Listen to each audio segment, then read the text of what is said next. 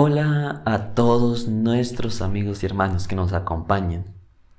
Te doy nuevamente la bienvenida a otro episodio más de nuestra serie Creemos en. Sabemos que de nuestras 28 creencias nacen de 6 doctrinas. Y ya vamos a terminar la primera doctrina, que es la doctrina de Dios. La doctrina de Dios está conformado por 5 creencias que hasta el día de hoy ya las estudiamos. La primera es la palabra de Dios, segunda la deidad, la tercera Dios el Padre, la cuarta Dios el Hijo. Y hoy vamos a ver la última creencia de la doctrina de Dios, la quinta creencia, Dios el Espíritu Santo. ¿Qué dice la Biblia acerca del Espíritu Santo? ¿Qué características tiene? ¿Qué es el Espíritu Santo? ¿Qué funciones hace? Bueno, quédate al final de este episodio y vamos a descubrir a la luz de la palabra de Dios todo lo que hace el Espíritu Santo. Bienvenidos.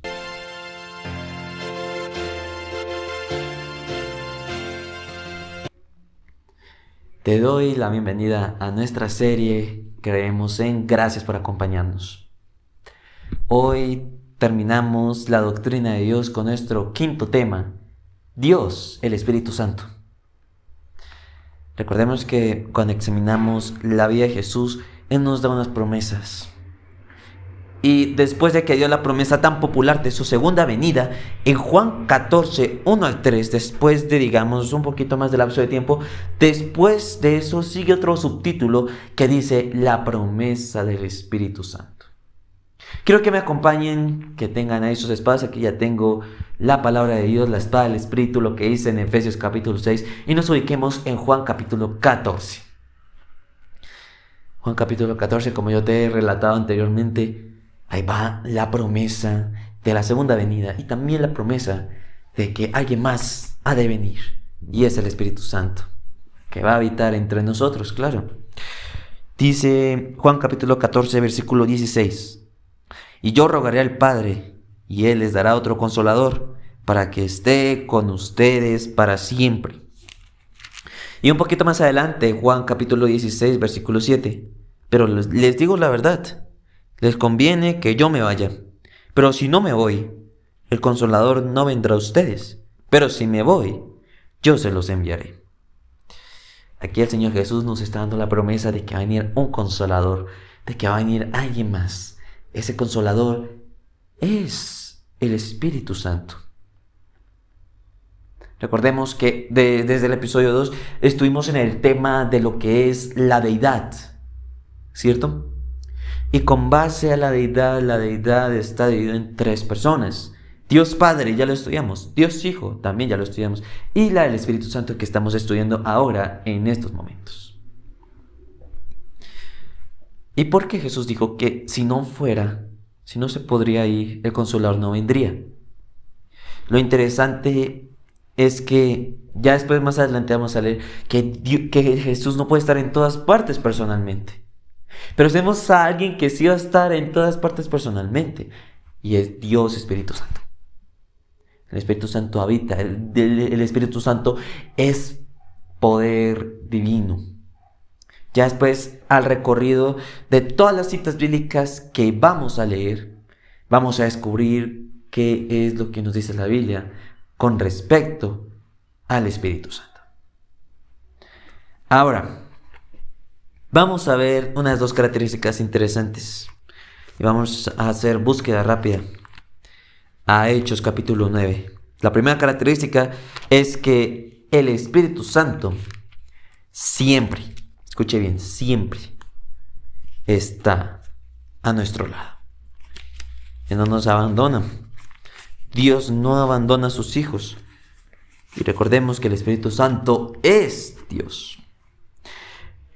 Hechos capítulo 9, versículo 31 dice: Mientras tanto, las iglesias en toda Judea, Galilea y Samaria vivían en paz y eran edificadas en el temor del Señor, y su número iba en aumento. ¿Por qué? Por la fuerza del Espíritu Santo. Aquí vemos, recordemos que después de la conversión de Saulo, esas iglesias se unieron ¿Por qué? Porque iba en aumento por el poder del Espíritu Santo. El poder divino del Espíritu Santo puede transformar vidas para que las personas sepan de que el Espíritu Santo está con ellos. Otro, Romanos capítulo 8, versículo 26. De igual manera, el Espíritu nos ayuda en nuestra debilidad, pues no sabemos qué nos conviene pedir, pero el Espíritu mismo intercede por nosotros con gemidos indecibles. El Espíritu Santo siempre nos está alertando cada rato. Siempre está, digamos, como eso de que te tocan aquí atrás o la espalda. O sea, Él siempre está pendiente de nosotros y nos ayuda. Él no nos deja ahí tirados. El Espíritu Santo nos ayuda en momentos de angustia, en momentos de debilidad, en momentos de crisis, en momentos difíciles. El Espíritu Santo no solamente se queda ahí, sino el Espíritu Santo viene y acude a nuestra ayuda. Porque el Espíritu Santo está de nuestro lado. Si nosotros permitimos que el Espíritu Santo habite en nosotros, Él siempre va a estar aquí en nosotros. Él siempre va a estar al lado nuestro y nunca nos va a abandonar. Otro versículo más. Creo que nos devolvamos a Juan 16, versículo 13. Pero cuando venga el Espíritu de verdad, Él los guiará a toda la verdad, porque no hablará por su propia cuenta, sino que hablará todo lo que oiga y les hará saber las cosas que habrán de venir. O sea que mientras el Espíritu Santo está a nuestro lado, Él nos va a abrir la mente, Él nos va a abrir el conocimiento, Él va a abrir nuestros oídos para oír toda la verdad. Por eso dice, cuando venga el Espíritu de verdad. El Espíritu con mayúscula es Espíritu de Dios, Espíritu Santo, con lo que tenemos aquí registrado en la Biblia. Quiero leerte ahora un pasaje que está en el libro El deseado de todas las gentes, capítulo 73, página 638. Dice, estorbado por la humanidad, Cristo no podía estar en todo lugar personalmente. Por lo tanto, convenía a sus discípulos que fuese el Padre y enviase el Espíritu como su sucesor en la tierra. Para el Señor Jesús era imposible estar, digamos, personalmente en todo lado, en toda la tierra. Pero Él dijo, les conviene, porque si yo me fuere, enviaré al Consolador para que esté con vosotros. Él dio esa promesa que va a venir el Espíritu Santo a estar con nosotros, a habitar en nosotros. Solamente tenemos que estudiar, ¿cierto? Que estudiar qué es lo que hace el Espíritu Santo para que podamos entender si el Espíritu Santo está en nosotros, si el Espíritu Santo habita en nosotros. Ahora, como siempre, cada creencia fundamental de los adventistas del séptimo día tiene, digamos, un contra. Tenemos que tener un sustento para el momento del gran conflicto. ¿Qué es lo que dice la Biblia acerca del Espíritu Santo con el gran conflicto? Quiero que vayamos rápidamente a Mateo capítulo 12, versículo 28. Y es que esto es un grave problema. Vamos a leer todos los versículos de una vez y de eso vamos a sacar una conclusión general de estas citas bíblicas. Mira lo que nos dice Mateo capítulo 12, versículo 28. Pero si yo expulso a los demonios por el poder del Espíritu de Dios, eso significa que el reino de Dios ha llegado a ustedes. Otro está en el libro de Hechos capítulo 8, versículos 18 al 22, que dice: y al ver Simón que el Espíritu Santo se recibía por la imposición de manos de los apóstoles, les ofreció dinero y les dijo: denme también a mí este poder, para que cuando yo imponga las manos sobre cualquier persona, éste reciba el Espíritu Santo. Al oír esto, Pedro le dijo: que tu dinero perezca contigo, si crees que el don de Dios puede comprarse. Tú no tienes nada que ver con este asunto, porque en tu interior no eres recto con Dios. Arrepiéntete de tu maldad y ruega a Dios, tal vez te perdone por ese mal pensamiento. Y terminamos con Romanos capítulo 8, versículo 14. Porque los hijos de Dios son todos aquellos que son guiados por el Espíritu de Dios. déjame decirte que los 2 primeros versículos es un grave problema. El problema particular del ser humano es adquirir poder para glorificarse. En el caso de Mateo 12:28, las personas pensaban, y eso me recuerda mucho a los fariseos que decían, este hombre expulsa demonios por Belzebú, príncipe de los demonios, creo que era Belzebú, que decían que él por el espíritu demoníaco ha sacado demonios. Muchas personas tenemos el concepto de que el Espíritu Santo es como si fuera un demonio. Porque si él gobierna sobre los demonios, entonces uno va a decir, ¿cómo va a ser santo si éste se expulsa demonios? O sea, hay que tener en cuenta de que es un poder divino, es un poder bueno, es un poder de Dios. Y Dios, digamos, Dios no es un demonio, sino Dios es alguien poderoso. Dios es alguien todopoderoso.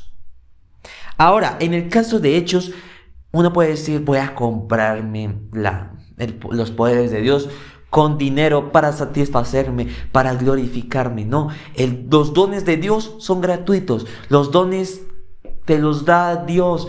Don de la profecía, don de predicar, don de cantar. Dios te ha dado diferentes dones. Pero la idea es que lo uses para su honra, que la idea que lo uses es para su gloria. No para glorificarte, sino para que el nombre de Dios sea glorificado en ti.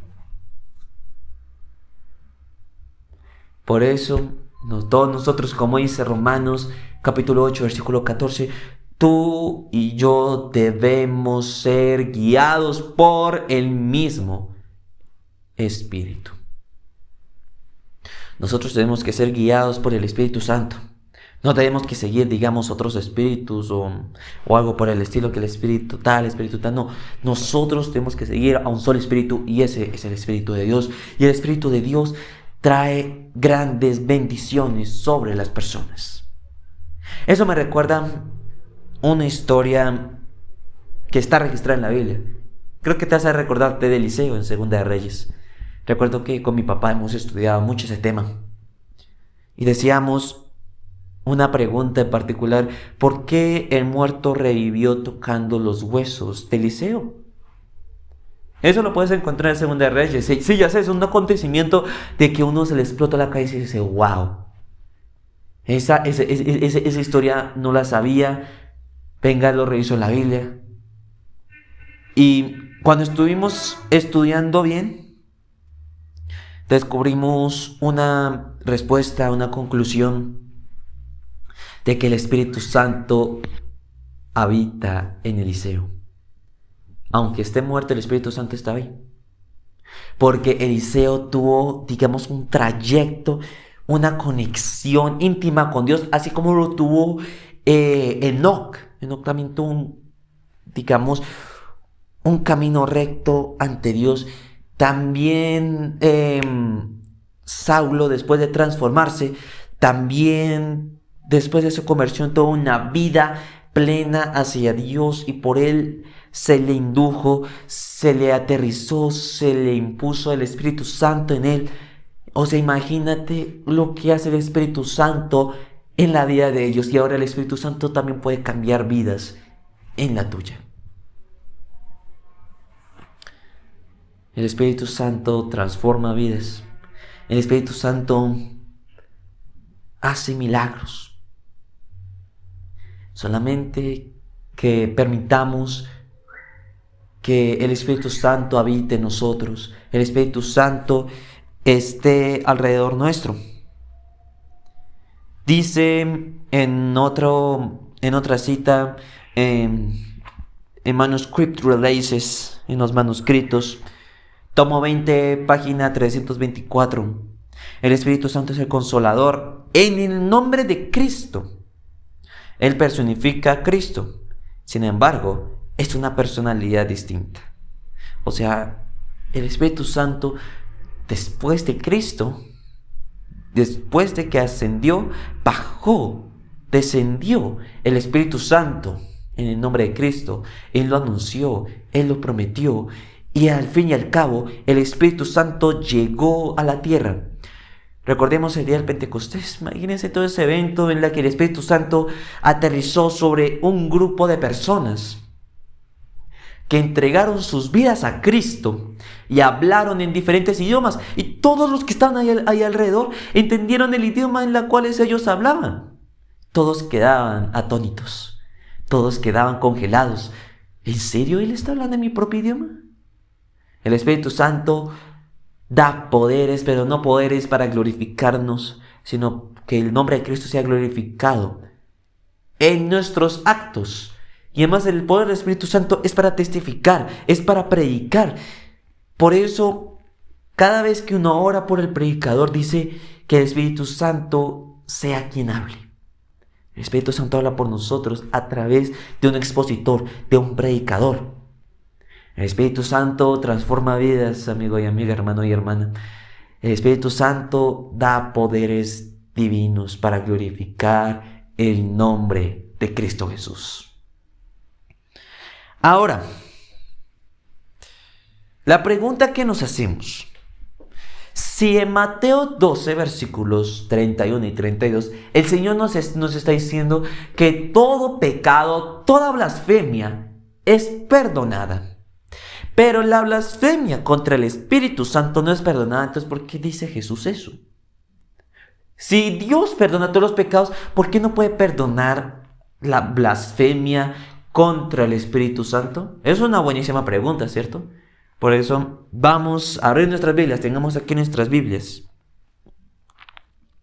Y vamos a irnos primeramente teniendo en cuenta el perdón a 1 Juan 1:9. Todos nos sabemos, dice: si confesamos nuestros pecados, Él es fiel y justo para perdonar nuestros pecados y limpiarnos de toda maldad. O sea que si confesamos nuestros pecados a Dios, Él nos va a perdonar. Pero ¿por qué no nos perdona el pecado imperdonable? Quiero que vayamos rápidamente a Hechos capítulo 5, versículos 3 y 4. Dice: entonces Pedro le dijo: Ananías, ¿por qué le permitiste a Satanás que entrara en ti para mentirle al Espíritu Santo y sustraer parte de tu dinero? ¿Acaso el terreno no era tuyo? Y si lo vendías, ¿acaso no era tuyo el dinero? ¿Por qué decidiste hacer esto? No le has mentido a los hombres, sino a Dios. Imagínense ese acontecimiento con Ananías y Zafira, cuando, digamos, un versículo más atrás dice que sustrajo del dinero para vender un terreno, y ellos se quedaron con una parte y se lo entregaron a los apóstoles. Y entonces, ¿qué ha pasado? Si ellos han decidido hacer una cosa, tienen que hacerlo bien. Y cuando le entregaron eso, Pedro les dijo: oigan, ¿en serio? Ustedes no les han mentido a los hombres, sino a Dios. Ahí está el problema. O sea, cuando uno miente a Dios, a Dios, uno no puede engañar a Dios. Dios sabe todo. Dios sabe hasta el fondo de nuestros corazones. Por eso me gusta mucho el Salmo 139, porque el Señor examina bien nuestras vidas. Mira lo que nos dice en Efesios capítulo 4, versículo 30. No entristezcan al Espíritu Santo de Dios, con el cual ustedes fueron sellados para el día de la redención. Santi, o sea que usted puede entristecer al Espíritu Santo, claro. Si lo ignoro, si le miento, si digo cosas en contra de Él, es probable y es muy evidente de que yo estoy blasfemando contra el Espíritu Santo.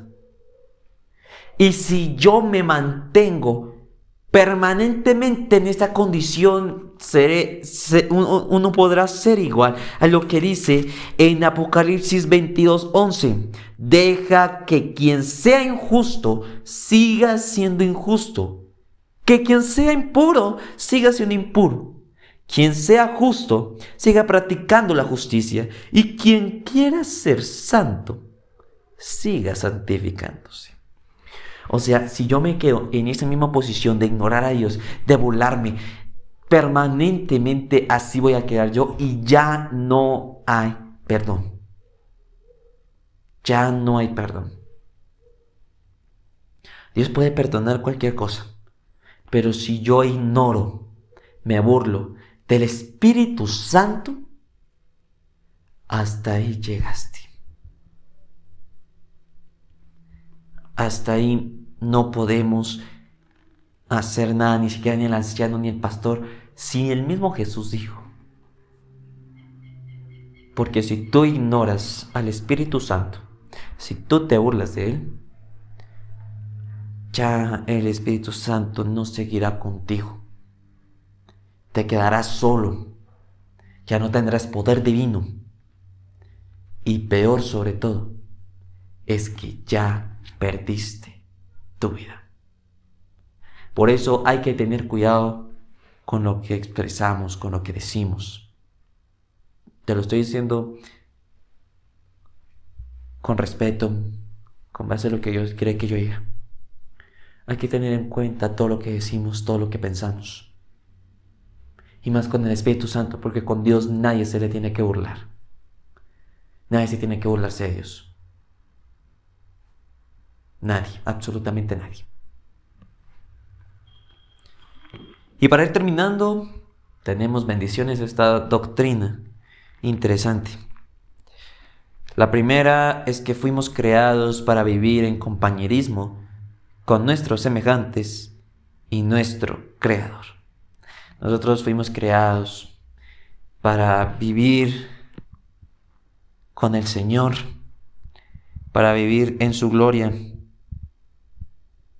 No para que, recordemos que no es para que usemos los poderes divinos del Espíritu Santo para glorificarnos, ¿no? Sino que la idea es que Dios quiere compartir, quiere estar con su pueblo. Y la idea es que también nosotros dependemos de Dios. Como el siervo clama por las aguas, mi alma tiene sed de ti, oh Dios, lo dice el Salmo 42. O sea que tú y yo sí necesitamos de Dios. El otro es: Dios ha enviado a su Espíritu para que esté a nuestro lado. Esto lo habíamos hablado. Que el Espíritu de verdad habita en nosotros. Y si habita en nosotros, Él va a estar a nuestro lado y nunca se va a apartar de nosotros. Y para terminar, quiero darte una invitación final. Cuando ya esté todo limpio, para que cuando la segunda venida de Cristo, así va a decir la palabra de Dios en Apocalipsis 22:17. Y el Espíritu y la esposa dicen: ven. Y el que oiga, que diga: ven. Y el que tenga sed, que venga. Y el que quiera, que tome gratuitamente el agua de la vida. ¿Aceptas que el Espíritu Santo es tu consolador? ¿Aceptas al Espíritu Santo que habita en tu vida? Porque recordemos que tú y yo, como dice en 1 Corintios 6, 19, 20, nosotros no somos propios dueños de nuestro cuerpo, sino que el templo del Espíritu Santo habita en nosotros, y nuestra misión, nuestro objetivo que hacer con nuestro cuerpo es cuidarnos. Acompáñame en oración. Padre Celestial, en estos momentos, Señor, te damos gracias. Gracias, Señor, por este mensaje en la que nos invitas que el Espíritu Santo entre en nuestras vidas, en la que el Espíritu Santo habite en nosotros. Señor, aleja de nosotros todo pensamiento maligno, toda palabra indigna, toda burla a ti. Quítanos de estos pensamientos, Señor, y danos unos pensamientos puros, un corazón conforme al tuyo. Gracias, Señor, por estos momentos de reflexión y de estudio, Señor. Y ahora que nos vamos a despedir, no lo podemos hacerlo sin tu bendición y tu acompañamiento. Acompáñanos en el resto de esta semana, y que, Señor, que todo lo que hagamos sea para la honra y gloria tuya. Bendice a mis amigos y hermanos que nos están viendo a través de las plataformas. Señor, que ellos también tomen la decisión de que el Espíritu Santo habite en ellos. Y Señor, al despedirnos no lo podemos hacer sin tu bendición y tu acompañamiento. En el nombre de Jesús. Amén y amén. Bueno, mis queridos amigos y mis queridos hermanos, gracias por acompañarme en otro episodio más de nuestra serie Creemos en. Recordemos, no son palabras mías, son las palabras del Dios Todopoderoso. Nos vemos en nuestro próximo episodio de la serie Creemos en. Que Dios te bendiga.